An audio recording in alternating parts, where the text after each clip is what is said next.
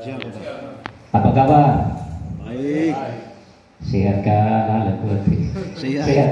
Ya, saya yakin pasti kita semua yang hadir pada kesempatan hari ini sehat-sehat selalu, walaupun ada sedikit sakit-sakit. Dan saya kira bagi wartawan ini sakit pun bagaimanapun tetap sehat.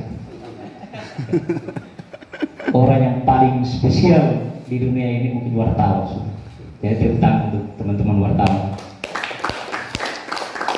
Dan kenapa saya bilang orang yang paling spesial itu adalah teman-teman wartawan?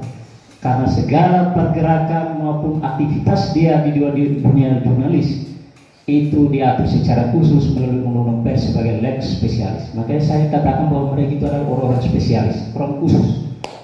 Ya, ini yang harus kita lihat. Baik, yang saya hormati Pak Bupati Malaka dalam hal ini, dan yang mewakili, yang saya hormati dari DPW, ya, DPW SNSI, kemudian yang saya hormati Pak Ketua SNSI Kabupaten Malaka bersama jajaran, rekan-rekan wartawan maupun organisasi pendukung SNSI yang saya hormati. Jadi sebenarnya saya tidak bicara lebih banyak karena memang kehadiran saya di sini kebetulan saya pada tahun 2023 dipercaya oleh Prof. Otto Hasibuan untuk menahkodai 3 kabupaten, pengacara di 3 kabupaten itu sebagai ketua DPC Pradi Atambua milik 3 kabupaten ini. Nah, oleh karena itu kami sangat berharap tentunya kami dari DPC Pradi Atambua juga tetap minta untuk kita terus memupuk maupun tetap melakukan kerjasama yang baik di antara teman-teman wartawan dengan pengacara. Karena terus terang bahwa tanpa ada teman-teman wartawan juga, ya pengacara juga tidak ada apa-apanya juga. Karena bagaimana orang bisa tahu bahwa pengacara si A ini dia punya dia punya aktivitas dalam penanganan sebuah kasus. Tentunya hanya dengan berita atau pemberitaan dari teman-teman wartawan inilah yang kemudian bisa terbaca oleh masyarakat di pedalaman atau masyarakat di pelosok-pelosok. Jadi berjalan itu secepat kilat. Jadi tidak semacam secara manual kalau kita terus terang bahwa kami pengacara ini Pak DPW sekarang ini kartu nama kami tidak pakai lagi. Kalau dulu itu mungkin satu box itu hitungannya itu 100, bahkan kurang, kami ada bakalai juga. Karena kenapa kurang?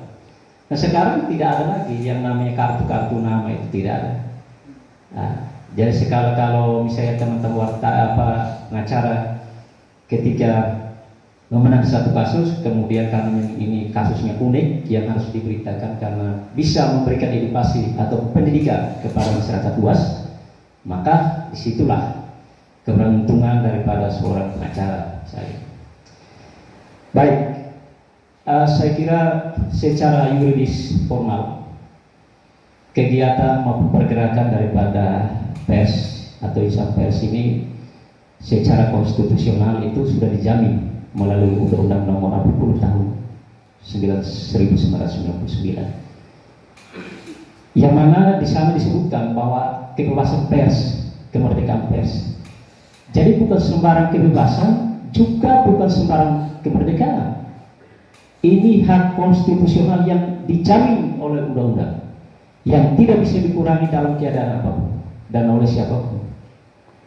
Tentunya di samping undang-undang pers itu juga yang diharapkan adalah independensi daripada wartawan atau independensi daripada pers itu. Nah, kenapa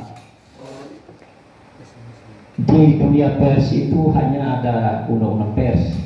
Kenapa tidak diatur juga yang namanya peraturan pemerintah pengganti undang-undang atau peraturan pemerintah pelaksana undang-undang pers? Kenapa? Disitulah satu bukti bahwa memang pers itu adalah independen. bisa ada dari sama seperti kami juga, teman-teman. Kami di advokat juga hanya ada undang-undang advokat, tidak ada lagi aturan pelaksana lainnya macam peraturan pemerintah pelaksanaan nomor advokat tahun 2003 nomor 18 tahun 2000, tidak ada. Jadi hanya di situ kita hanya punya kode etik. Nah, oleh karena itu pada kesempatan yang baik ini saya berharap supaya regulasi yang sudah ada kita juga berjalannya harus sesuai dengan aturan, sesuai regulasi, dan secara hukum kita sudah diatur. Saya kira undang pers nomor 40 tahun 99 itu ya sudah paten lah, dan itu memang wajib, memang harus dilaksanakan. Nah, jadi ada juga yang namanya, mohon maaf mungkin bisa dikoreksi, diatur juga hak jawab. Jadi memang tidak diatur wajib jawab, tapi hak jawab. Nah, jadi tidak wajib jawab. Oleh karena itu memang ruang-ruang untuk bagaimana kita memupuk kerjasama yang lebih baik di antara teman-teman wartawan, memperkuat soliditas dan sinergisitas di antara sesama wartawan di Kabupaten Malaka ini memang penting. Nah, kenapa? Memang ini tujuan utamanya itu memang untuk kemajuan kita punya Kabupaten Malaka yang kita cintai. Jadi tidak lain dan tidak bukan.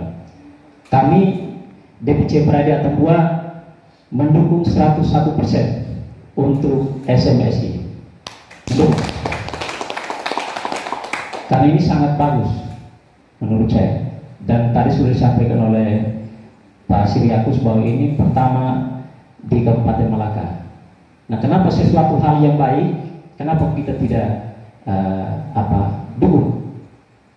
Ya, kami secara pribadi organisasi DPC Pradia Tembua mendukung penuh, mendukung sekali.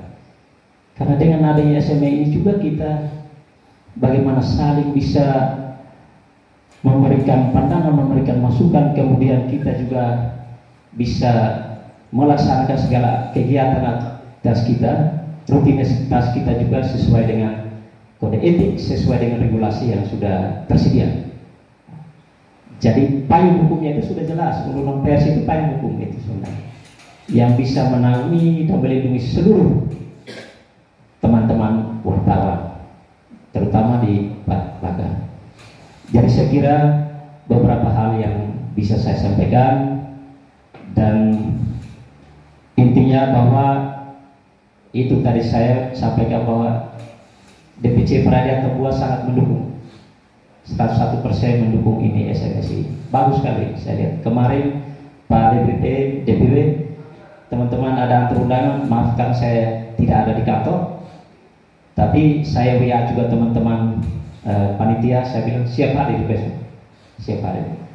Karena saya suka yang begini, harus ada organisasi yang bisa tertata dengan baik. Demikian beberapa hal yang bisa saya sampaikan. Kurang lebihnya saya mohon maaf. Selamat siang, Tuhan memberkati kita semua.